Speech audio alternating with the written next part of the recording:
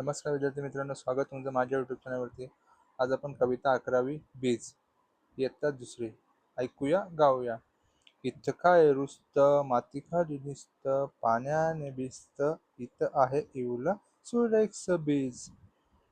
एवढासा कोंब हळूच येईल वर, सूर्य म्हणेल त्याला माझा हात धर. अंगाई गाणं वारा गाईल त्याला, झुलता झुलता पानं येतील त्याला. इवल्याशा रोपाचं झाड होईल छान, फुळा फळांनी बहरेल रान. सुशील पगारे यांची सुंदर कविता. बीज बीज म्हणजे बी. फळामध्ये असते त्याला आपण बीज म्हणतो. तर आता आपण कविता समजून घेऊया.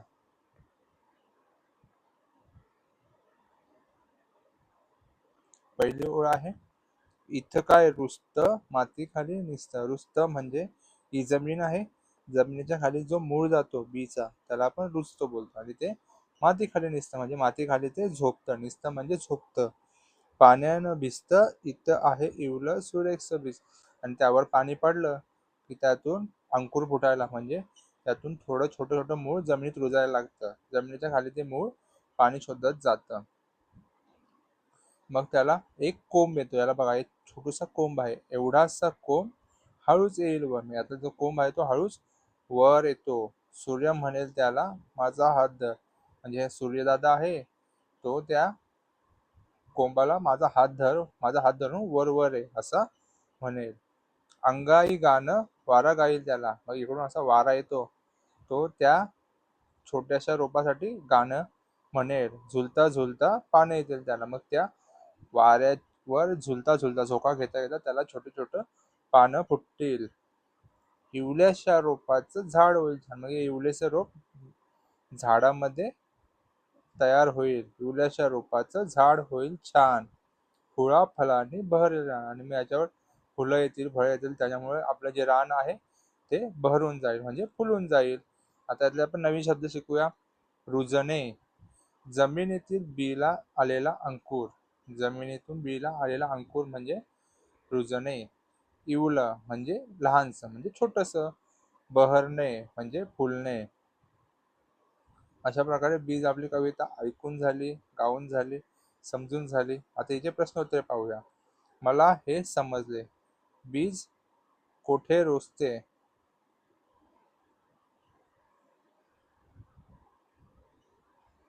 बीज माती खाली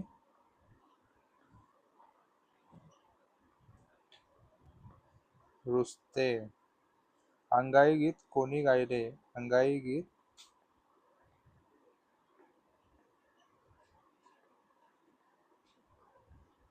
वाऱ्याने गायले. रोप कशाने बहरेल?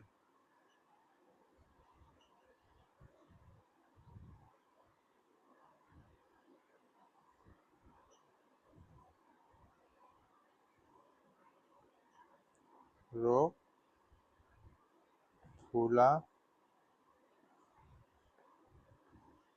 फळांनी बहरेल. विचार करावा सांगा. तू लावलेल्या बीला कोंब आल्यावर तू काय करशील? योग्य उत्तरापुढे बरोबर असेल. त्याची नियमित काळजी घेशील. पहिला प्रश्न आहे, त्याची नियमित काळजी घेशील. तर उत्तर बरोबर आहे. त्याची काळजी इतरांना घेण्यास सांगशील. हे उत्तर चुकीचं आहे.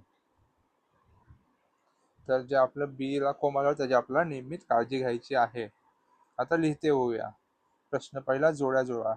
सळसळ, आपल्याला यमक जुळणारे शब्द बघाय म्हणजे रायमिंग वर्ड्स. सळसळ, खळखळ, ढमढम, टमटम,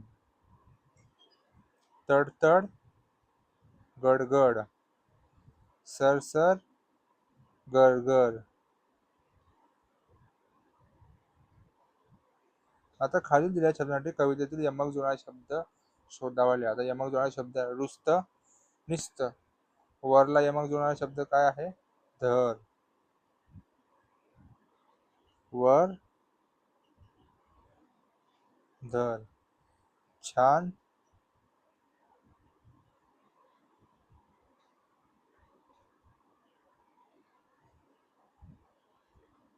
खालील अक्षरांमधील प्रश्न तिसरा, खालील अक्षरांमधील व्यंजन व स्वर वेगळे करून लिहा. फी, फ प्लस ई. धो, ध अधिक हो. मऊ, म अधिक औ. ब्या, ब अधिक ह्या. डॉ, ड अधिक हो. आता लिहिते होऊया. चित्रे बघा, चित्रांबद्दल वाक्य लिहा. इथे गुलाबाचं आहे.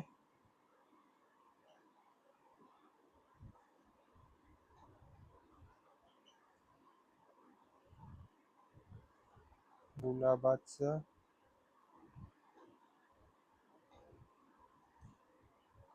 फूल आहे.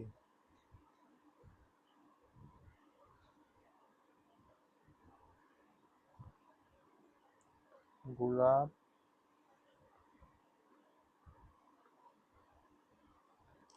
फुलांचा राजा आहे.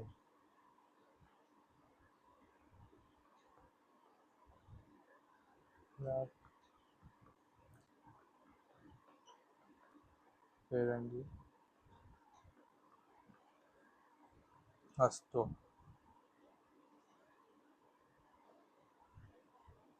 कुलूप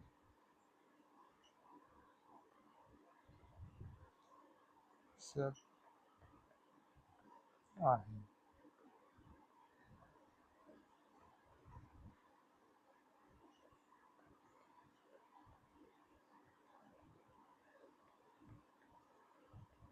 आपण घर बंद करतो. कप, हा कप आहे. कप वापरून आपण चहा पितो. खेळूया शब्दांची. प, व, र, द या अक्षरांचा वापर करून वरती रिकाम्या जागी तयार होणारे शब्द लिहा. का, पा, ड, ड. आता इथं येईल का, प, ड. कापड, पापड. आळा, आ, वळा, आवळा, कावळा. व, रण, धरण, बदक, मोदक. अशा प्रकारे इथे शब्द झालेत. कापड, पापड. आवळा, कावळा. वरण, धरण. मोदक, बदक. दिलेले अक्षर जोडून अर्थपूर्ण शब्द तयार करा व वाचा. ग, रा, मो. मो, ग, रा. न, स, फ. फ, न, स. स, दा, फुली.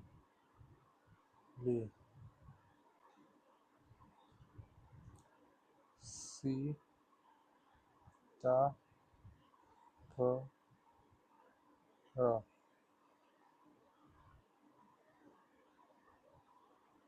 चेंडू. खालील चित्रांचे निरीक्षण करा व चित्रामध्ये 2 वाक्य सांगा. ही 2 मुले बागेमध्ये खेळायला आलेली आहेत. ही मुले गुलाबाचं फूल पाहतात.